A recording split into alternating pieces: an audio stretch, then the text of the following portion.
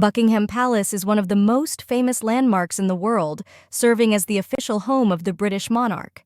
However, it's not just a place where the Queen lives, it also represents the long and rich history of the country. But why is it so valuable, and what hidden stories does it hold? What are the priceless treasures in the palace? In this three-part video, let's explore Buckingham Palace and see for ourselves how much it actually costs now. But before we start, don't forget to subscribe to the channel and tap the bell button so you won't miss any of our videos. Buckingham Palace is the official home and main office of the British monarch in London. Its story goes back to the 17th century. Originally, the land where the palace now stands was marshy and owned by different nobles and monks. Then, in 1703, John Sheffield, the first Duke of Buckingham and Normanby, built a big townhouse there, which was called Buckingham House.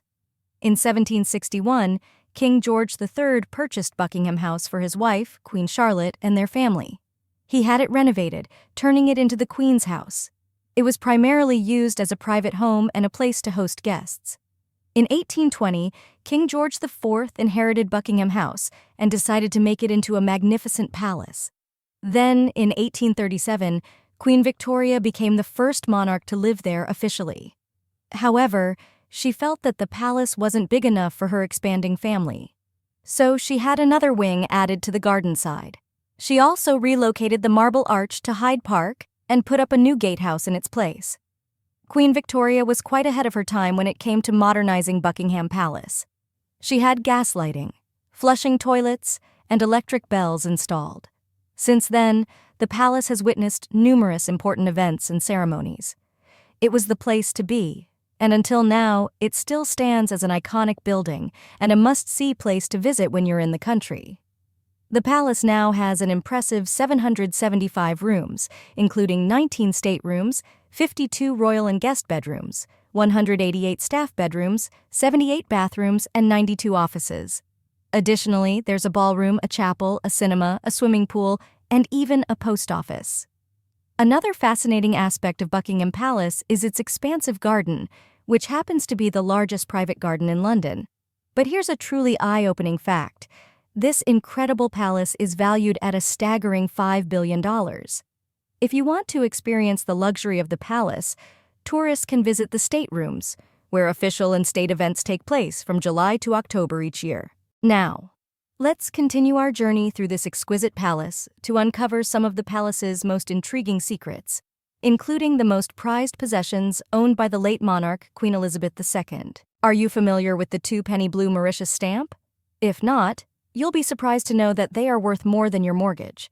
It may be just a stamp, but it is covered with history which makes them a must-have for every serious stamp collector. Buckingham Palace houses a remarkable stamp collection gathered from all corners of the globe. Among these treasures is one of the most precious and rare postage stamps worldwide, the two-penny blue Mauritius stamp, also referred to as the twopenny blue. This stamp was released by the British colony of Mauritius in September 1847, alongside an orange-red one-penny stamp.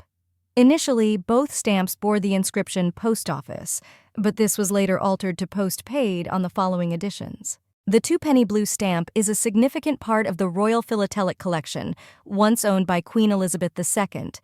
It is kept in a special room within Buckingham Palace. Queen Elizabeth II was the fifth monarch to inherit this esteemed collection. This stamp showcases the profile of Queen Victoria, engraved by a local artist named Joseph Osmond Barnard. He based his design on British stamps from that time, but added his own unique style.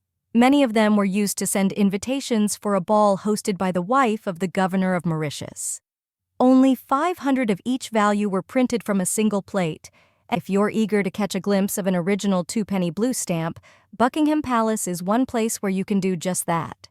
The Mauritius Post Office postage stamps, particularly the two-penny blue, have earned renown as some of the world's most prized treasures among stamp enthusiasts. Notable collectors like Sir Ernest de Silva and Alfred F. Lichtenstein have added them to their esteemed collections. Over time, their value has soared, making them highly sought after in the philatelic world.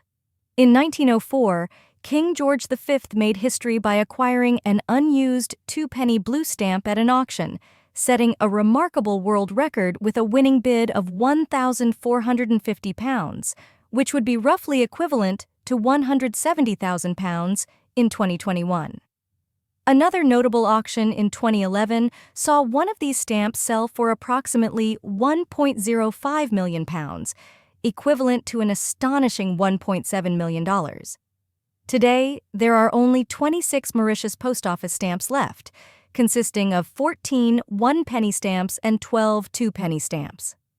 The two-penny blue stamp alone is valued at £2 million as part of a collection worth over £100 million. It's not just a stamp, it's considered a masterpiece of stamp collecting and a significant symbol of Mauritius's colonial past.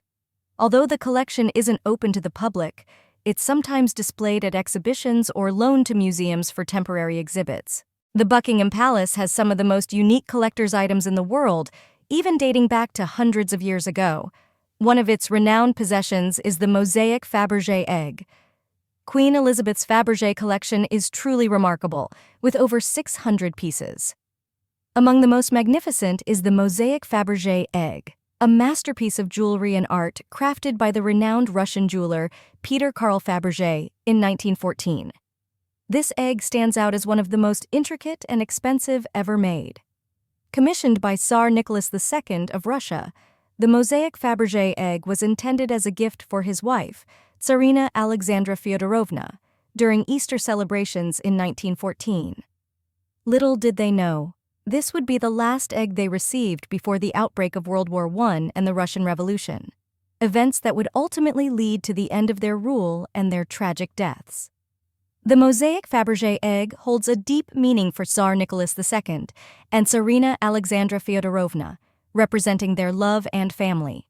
Made from platinum and gold, the egg is split into 5 oval sections decorated with diamond and gold bands.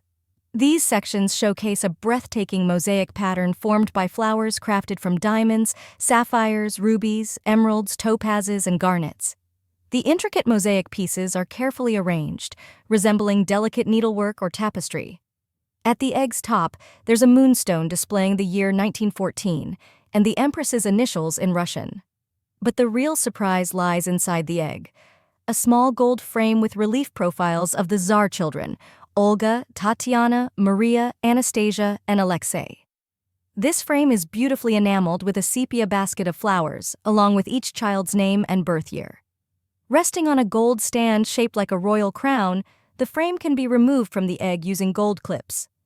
These portraits are made using a technique called gouache enamel, using different shades of gray to create a lifelike effect, capturing the royal children's essence in stunning detail. The Mosaic Fabri Egg stands as one of the fortunate few to have survived the tumultuous events of the Russian Revolution, remaining intact despite the chaos.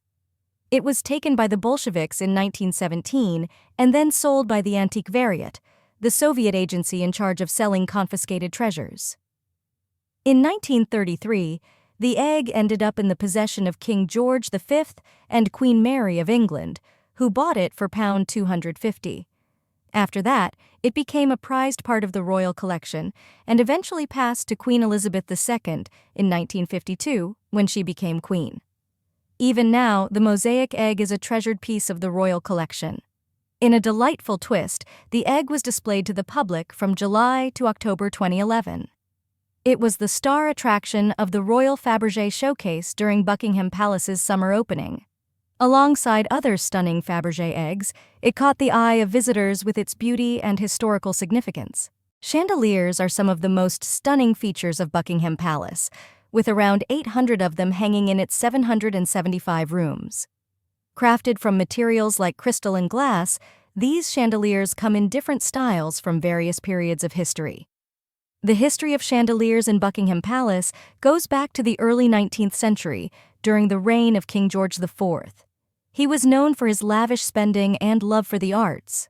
George IV transformed Buckingham House into the grand palace we see today, adding chandeliers from top manufacturers like Parker and Perry.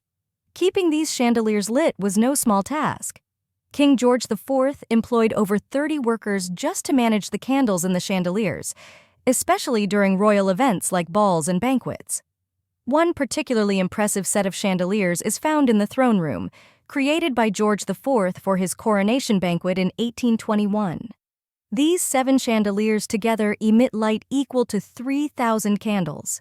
Other rooms in Buckingham Palace are similarly adorned with beautiful chandeliers. Taking care of these chandeliers is crucial but challenging. The palace has a team of experts who use special techniques and equipment to clean and maintain them. Modern technology has made cleaning easier, with glass pieces now designed for remote control, allowing for convenient lowering and raising of the chandeliers for cleaning.